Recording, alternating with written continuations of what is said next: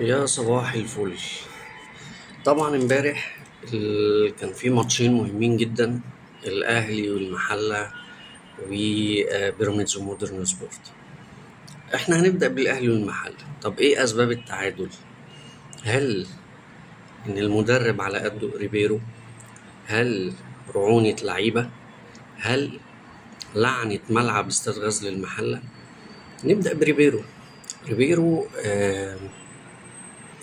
حاسس ان بصماته يعني تقيلة قوي. 6 ماتشات كسبت ماتش واحد بس. يعني انت لعبت 6 ماتشات كسبت ماتش واحد بس.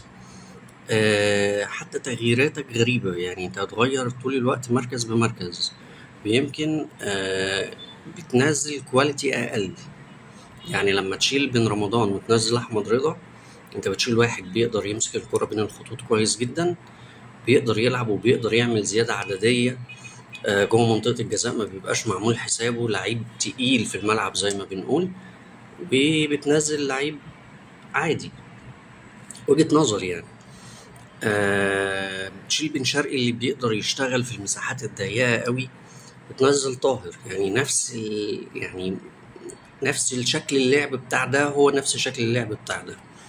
فأزمة. طب انت عندك فرقة متكتلة قوي بالمنظر ده، وخلاص بقى رجعت وبتدافع والكلام ده كله، العب باتنين مهاجمين. انا خلاص بقى معلق الكرة طول الوقت جوه منطقة جزاء المحلة، العب باتنين مهاجمين. لا، راح شايل جراديشار ومنزل شريف. ف ريبيرو من ساعة ما جه انا شايف ان هو اقل بكتير جدا من القماشة اللي موجودة جوه النادي الاهلي. طيب هل الادارة تقدر دلوقتي تمشي ريبيرو وتجيب حد يعني مدرب غيره؟ ما اعتقدش ان ادارة النادي الاهلي تقدر تدفع 3 مرتبات ل3 مدربين في وقت واحد. طيب بالنسبة للعيبة، هل هي رعونة؟ اه، في رعونة، في تسرع مش مفهوم. كل واحد عايز يبقى ياخد اكبر حتة من التورتة، كل واحد عايز يبقى النجم. كل اللعيبة دي اصلا نجوم، متعودين يبقى النجم الاول في الفريق مش عارف ايه، لكن مع كل دول صعب قوي. كله بيتسابق علشان ابقى انا اللي بخلص، ابقى انا اللي بجيب الجون، ابقى انا اللي. ففي تسرع، ده عامل نوع من انواع التسرع. انا امبارح الاهلي وصل كتير جدا، لكن في رعونة غير عادية في انهاء الهجمات. طب ما هو ممكن يكون لعنة ملعب غزل المحل. يا عم احنا في سنة 25 بتقول لي لعنة ملعب ولا كعب عالي؟ اه، في كعب عالي والله. المحلة كعبها عالي على الاهلي، المقاولين كعبه عالي على الزمالك. انتوا عارفين منتخب الكاميرون ده اللي هو منتخب الاسود بيجي قدامنا الفراعنة بيبقى قطط. اه والله، يعني انا بشجع كوره 35 سنه، ما افتكرش ان الكاميرون دي غلبتنا مره مثلا. في 2004 في كاس الامم غلبونا مره. في 35 سنه ما شفتهمش غلبونا كتير. احنا مره رحنا نلعبهم في ياوندي في الكاميرون، كان ماتش تصفيات كاس عالم. الكاميرون تكسب باي نتيجه يروحوا كاس العالم. جماهير صلت الفجر وطلعت على الملعب، الملعب مقفول على اخره، فرقه تقيله جدا، واحنا كنا فرقه عاديه يعني ما عندناش نجم يقدر يشيل الفرقه قوي والكلام ده كله. الشوط الاول خلص 0-0، الشوط التاني جابوا فينا جون. نسكت؟ لا، محمد شوقي راح حاطط جون، الحكم حسب لهم ضربة جزاء في الدقيقة 94.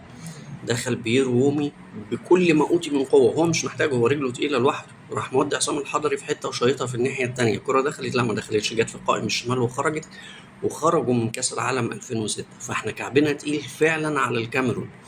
وبمناسبة الكاميرون واستاد غزل المحلة، احنا في اواخر الثمانينات واول التسعينات كده لما كنا بنلعب الكاميرون في التصفيات، في اي تصفيات بقى، كنا ناخدهم ونروح نلعبهم في ملعب غزل المحله. والله ما بتريق ولا يعني بحفل، لا، واحنا فعلا كنا بنروح نلعبهم في ملعب غزل المحله، نروح نغلبهم هناك وتانينا راجعين. فده بالنسبه للاهلي والمحله. دي كل الاسباب اللي ادت للتعادل امبارح. طيب بالنسبه لبيراميدز ومودرن كسب، ومجدي عبد العاطي انا بشدت بيه في حلقات قبل كده وبشيد بيه تاني. واحد بيبدا قصاد الاهلي، الاتحاد، الزمالك، بيراميدز، ده كان ممكن يعاني من الهبوط لحد اخر الدوري لما يبدا البدايه دي مع الفرق دي. لكن هو عنده 7 نقط من 12 بونت، لا حاجه ممتازه. الفرقه كانت هتهبط السنه اللي فاتت، فبشيد بمجدي عبد العاطي جدا. لكن بالنسبه لبيراميدز انا قلت ان نتائجه هتقل واداؤه هيقل. طب ليه؟ الكواليتي بتاع الفرقه دي قل. الكواليتي ايه اللي قل؟ ده هي نفس الفرقه ما عدا الاثنين الجناحات عبد الرحمن مجدي وايفرتون دا سيلفا. ايوه هم دول، امسك في دول. الاثنين دول ادائهم الهجومي ضعيف جدا، ادائهم الجماعي قليل جدا، ادائهم الدفاعي قليل جدا. هو مين اللي كان بيلعب مكانهم السنه اللي فاتت؟ مصطفى فتحي، رمضان صبحي، ابراهيم عادل. يعني انت عايز تقول لي ان ابراهيم عادل ورمضان صبحي ومصطفى فتحي كانوا بيدافعوا؟ لا، ما كانوش بيدافعوا. بس انا لو مدرب، يعني انا لو مكان مثلا مجدي عبد العاطي امبارح وبيلعب قدام ابراهيم عادل ومصطفى فتحي، ابقى مجنون لو قلت للباكات تطلع. ابقى مجنون. تمام. مع ادائهم الهجومي العالي ده، لا اكيد هثبت الباكات معاهم، يا علي فوزي يا محمد يا تسوقي، انتوا تقفوا للاثنين دول، ما تطلعوش. لكن مع اداء عبد الرحمن مجدي الضعيف ومع اداء ايفرتون الضعيف، اي حد بيزيد عليهم. امبارح كان في حيره، مين مان اوف ذا ماتش؟ هل علي فوزي ولا محمد دسوقي؟ طيب، يترتب على ده ايه بقى؟ ان ادائهم الدفاعي قليل، بيقوم بالادوار بتاعتهم ثلاثي وسط الملعب، الكارتي، بلاتي توريه، مهند لاشين، فبيقوموا بواجبات اكتر من اللي المفروض يعملوها، فادائهم بيقل. طب الاداء الهجومي مين اللي بيعمله؟ الشيبي طول الوقت طاير، هو ومحمد حمدي او كريم حافظ من الناحيه الثانيه.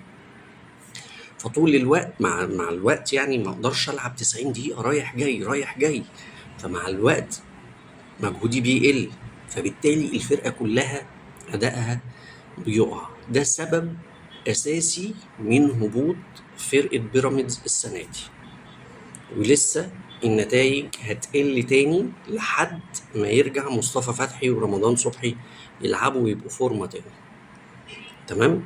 انا برضو لما اتكلمت عن المدربين اتكلمت عن سيد عيد مع بتروجيت. سيد عيد مع بتروجيت دلوقتي في اللحظه اللي بكلمكم فيها صباح يوم 26/8 هو اول الدوري. حتى لو اول الدوري مؤقتا، هو اول الدوري.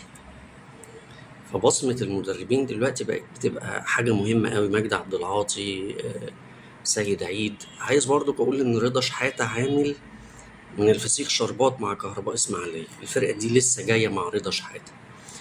هفترض معاكم ان بابا نويل جه النهارده.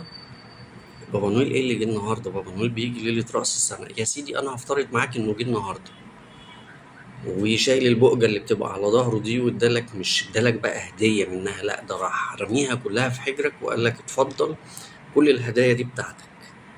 هل هتاخدها ولا لا؟ ما اعرفش الزمالك هيعمل في الهدايا اللي جات له دي كلها ايه. الاهلي بيتعادل، بيراميدز بيتغلب، ويمكن الحرس النهارده يقدم هديه للزمالك ويعطل المصري. انا كزملكاوي حاطط ايدي على قلبي من فصول الزمالك. الزمالك سيب مين يجامل، ايه ده الاهلي وبيراميدز بيخسر نقط؟ والله لا انا خسران معاهم يا سيدي يهديك. ما فيش، انا هخسر معاهم، مش هسيبهم تحت. ما هم بيسيبوك هم تحت وبيمشوا، لا انا. فكلنا كزملكاويه حاطين ايدينا على قلبنا النهارده. الماتش يقدر يخليك بعيد عن الاهلي وبعيد عن بيراميدز الى حد ما طبعا. لكن كزملكاوي، ما كل اسال اي زملكاوي دلوقتي يقول لك انا خايف من الزمالك. عنده ماتشين سهلين الى حد ما طبعا، مفيش ماتش سهل، لكن عنده ماتشين سهلين. النهارده فاركو، الماتش اللي بعده وادي دجله، بعد كده في توقف دولي. يقدر يرتب اوراقه تاني، يعمل معسكر، يبقى في حاله من التجانس اكتر بين اللعيبه. فزي ما بقول كل دي هدايا في حجر الزمالك. هل هيستغلها ولا لا؟ ارد عليكم بكره ان شاء الله. سلام عليكم.